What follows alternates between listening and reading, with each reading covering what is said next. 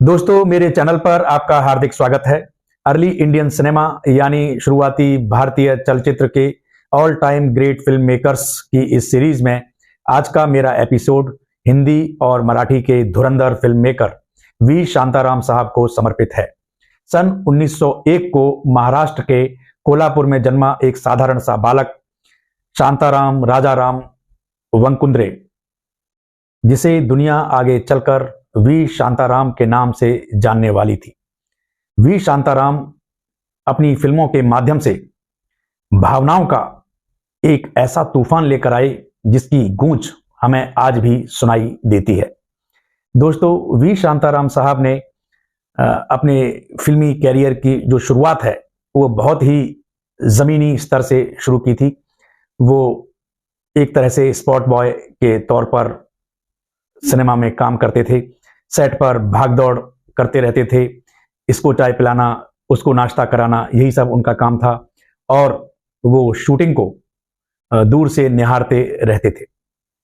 लेकिन दोस्तों, कहते हैं ना, जब कोई इंसान शिद्दत से मेहनत करता है, शिद्दत से सपने देखता है, तो ऊपर वाला भी उसका साथ देता है।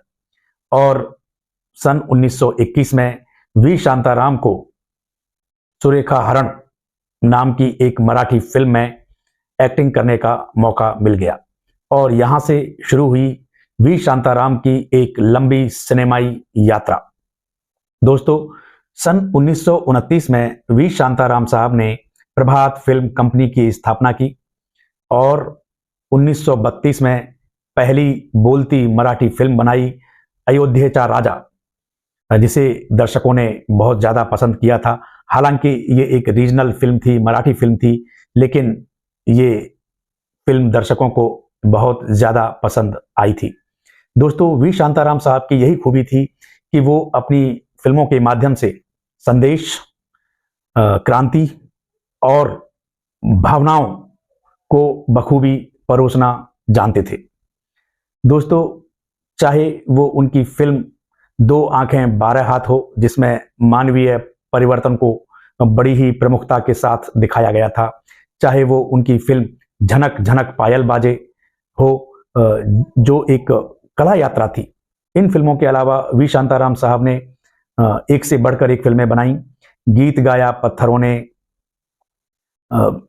जल बिन मछली, नृत्य बिन तितली, बूंद जो बन गई मोती, सहरा, डॉक्टर कोटनिस की अमर यात्रा, पड़ोसी, मानुस, तीन बत्ती, चार रास्ता, नवरंग, सह्याद्री की लड़की और स्त्री जैसी फिल्में उल्लेखनीय हैं, जिन फिल्मों के माध्यम से वी शांताराम साहब ने सिनेमा में अपना बहुमूल्य योगदान दिया था। दोस्तों, वी शांताराम साहब की जो निजी जिंदगी है वो भी किसी फिल्मी कहानी से कम नहीं है। ऐसा लगता है जैसे कोई फिल्मी स्क्रिप्ट हम पढ़ रहे हैं। उनकी 3 शादियां थीं, 3 प्रेम प्रसंग थे और उन्होंने उन्हें बखूबी अपने जीवन में निभाया। उनकी जो पहली पत्नी थी विमला, वो एक गृहिणी थी, जिनसे उन्हें 3 बच्चे हुए और वी शांताराम के परिवार को उन्होंने आगे बढ़ाया। फिर दूसरी जो उनकी पत्नी बनी वो थी जयश्री। वो एक फिल्म अभिनेत्री थी और वी शांताराम साहब के साथ उन्होंने कई फिल्मों में काम किया था और ऐसे ही साथ काम करते करते दोनों में प्रेम हो गया और शादी कर ली। जो अभिनेत्री राजश्री थी 60 के दशक में, जिन्हें लोग बहुत ज्यादा पसंद करते थे, बहुत खूबसूरत थी, वो राजश्री वी शांताराम और जयश्री की बेटी थी। फिर इन्होंने तीसरी शादी की संध्या जी से। संध्या जी ने भी इनकी फिल्मों में काम किया था। दो आंखें 12 हाथ की जो हीरोइन थी, या फिर जल बिन मछली, नृत्य बिन तितली, झनक झनक पायल बाजे, इन फिल्मों में संध्या ने ही एक्टिंग की थी। और वी शांताराम साहब ने संध्या की जो भतीजी थी रंजना देशमुख, उनको भी मराठी सिनेमा का सुपरस्टार बना दिया था। दोस्तों, वी शांताराम ही वो शख्स थे, वो फिल्मकार थे जिन्होंने एक्टर जितेंद्र को पहली बार भारतीय सिनेमा में इंट्रोड्यूस किया था। वी शांताराम साहब ने अपनी बेटी राजश्री और जितेंद्र को लेकर गीत गाया पत्थरों ने फिल्म बनाई थी और यहीं से जितेंद्र की फिल्मी यात्रा शुरू हुई थी। दोस्तों, वी शांताराम साहब ने पुरस्कार भी कई जीते अपनी फिल्मों के लिए। 1985 में इन्हें दादा साहब फाल्के से नवाजा गया। 1992 में इन्हें पद्म विभूषण दिया गया मरणोपरांत। और इनकी दो आंखें 12 हाथ जो फिल्म थी, उसने बर्लिन फिल्म फेस्टिवल में अपना जलवा दिखाया, वहां पुरस्कार जीता। इनकी फिल्म पिंजरा ने भी कई अवार्ड जीते थे। तो वी शांताराम एक दमदार फिल्म मेकर थे, एक दमदार शख्सियत थे, जो केवल फिल्में नहीं बनाते थे बल्कि समाज को एक सोशल मैसेज भी दिया करते थे। उसके बाद वो अपनी फिल्म में एंटरटेनमेंट रखते थे।